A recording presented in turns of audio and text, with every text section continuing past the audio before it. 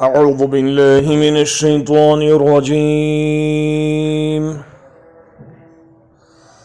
بسم الله الرحمن الرحيم.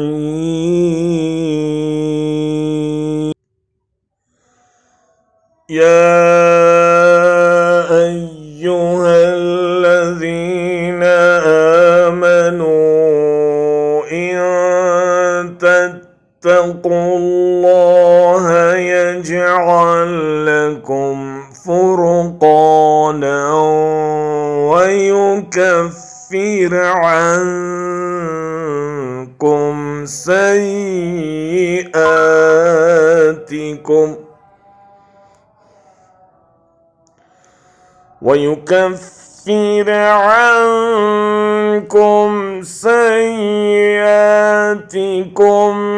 ويغفر لكم والله ذو الفضل العظيم.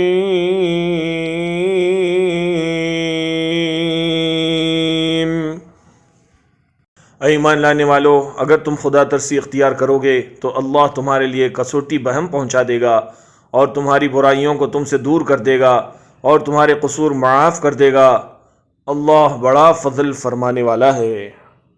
O you who have believed, if you fear Allah, He will grant you a criterion and will remove from you your misdeeds and forgive you.